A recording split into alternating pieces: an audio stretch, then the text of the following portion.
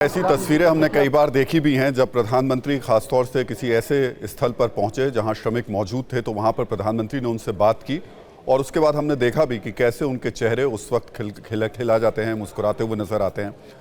आपसे इसके राजनीतिक मायने भी समझेंगे, लेकिन उससे पहले आनंद मेरे सहयोगी मेरे साथ मौजूद हैं। आनंद, जिन श्रमिकों से मिलने जा रहे हैं, थोड़ा सा अगर आप इनके बारे में अगर हम बता पाएं कि कितने वक्त में ये निर्माण कार्य पूरा हुआ है, कितने श्रमिक इसमें मौजूद थे, उसके बाद मैं आपसे इस पर जो राजनीतिक चर्चा है वो जरूर करना शुरू करूंगा, लेकिन पहले थोड़ा ये बता दीजिए।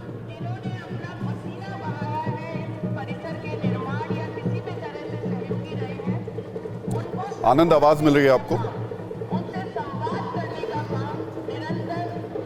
जी बिल्कुल, प्रधानमंत्री नरेंद्र मोदी अभी श्रमिकों से मिल रहे हैं, उन श्रमिकों से जिन्होंने बीजेपी के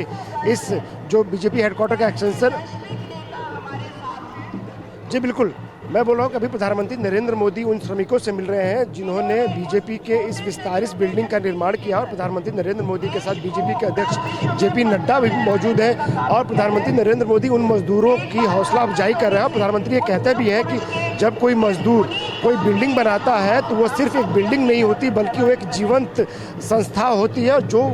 आने वाले दिनों की गवाही देती है और ये बताती है कि इस बिल्डिंग को बनाने में इन मजदूरों का खून पसीना लगा है, उनकी मेहनत लगी है। और ऐसे में जब खुद प्रधानमंत्री नरेंद्र मोदी ऐसे मजदूरों की हौसला अफजाई करते हैं तो जाहिर तौर पे एक मैसेज आता है देश के लाखों करोड़ों उन कामगारों के प्रति जो कि इस देश के अलग अलग समय पे अलग अलग बिल्डिंगों का, भले वो सरकारी बिल्डिंग हो या प्राइवेट बिल्डिंग हो, उसका निर्माण करते हैं। और अब प्रधानमंत्री नरेंद्र मोदी और बीजेपी अध्यक्ष जेपी नड्डा उन श्रमिकों से मिलने के बाद सीधा जो बीजेपी का जो यहाँ पे ऑडिटोरियम बना है जिसकी कैपेसिटी 1000 से ज़्यादा लोगों की बैठने की, उसकी तरफ आगे बढ़ रहे हैं। और उसके पहले प्रधानमंत्री नरेंद्र मोदी यहीं पर दिल्ली बीजेपी का जो एक ऑफिस बनने वाला उसका भूमि पूजन करेंगे। फिलहाल उसके पहले प्रधानमंत्री नरेंद्र मोदी जो यहाँ पर हजारों की तादाद में कार्यकर्ता बाहर खड़े हैं उनका हाथ हिलाकर अभिवादन कर रहे हैं और अब सीधा प्रधानमंत्री नरेंद्र मोदी उस ऑडिटोरियम की तरफ बढ़ रहे हैं। इस ऑडिटोरियम की खासियत ये भी है कि अगर बीजेपी को कोई एक बड़ा कार्यक्रम करना हो जहाँ पर 1000 या 1000 से ज़्यादा लोगों की व्यवस्था करनी है बैठने की, तो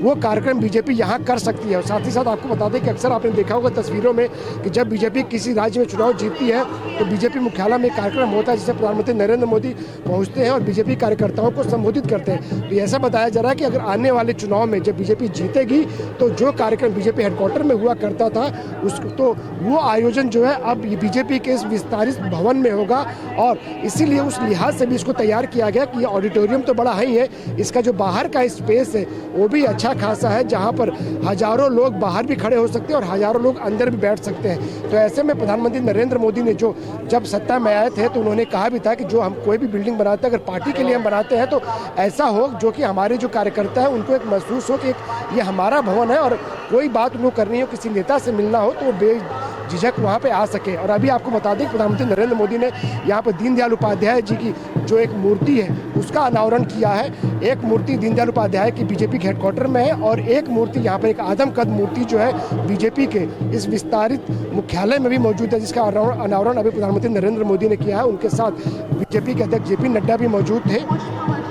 और प्रधानमंत्री ने अनावरण करने के बाद दीनदयाल उपाध्याय की मूर्ति पर पुष्प वर्षा भी की है। और इसके बाद अब प्रधानमंत्री नरेंद्र मोदी हाथ जोड़कर प्रणाम कर रहे हैं और उसके बाद सीधा उनका अगला कदम जो है वो बीजेपी के ऑडिटोरियम की तरफ होगा। और फिलहाल प्रधानमंत्री नरेंद्र मोदी जो है अनावरण करने के बाद बाहर आ रहे हैं, वहाँ भी कुछ कार्यकर्ता खड़े हैं, उनसे भी प्रधानमंत्री नरेंद्र मोदी मुलाकात कर रहे हैं। और ये बीजेपी का जो विजन है, जैसे ही आपको याद होगा कि जब अमित शाह बीजेपी के अध्यक्ष बने थे तभी उन्होंने तय किया था कि देश के हर जिले में बीजेपी का अपना पार्टी दफ्तर होना चाहिए और वो जो उन्होंने संकल्प लिया था वो लगभग पूरा होने की कगार पर है। यानी कि लगभग हर जिले में बीजेपी की अपनी जमीन पर अपना दफ्तर है। यानी कल को अगर बीजेपी सत्ता में नहीं रहती है तो उस जिले के कार्यकर्ताओं के पास एक दफ्तर होगा जहां पर वो बैठकें कर सकते हैं, यहाँ पर जो उनको एक अपना भवन होगा। तो ऐसे में जो एक बीजेपी की जो नींव मजबूत करने की बात थी उसको सही मायनों में बीजेपी जो है नींव मजबूत कर रही है और कहीं ना कहीं उसका सारा श्रेय बीजेपी अध्यक्ष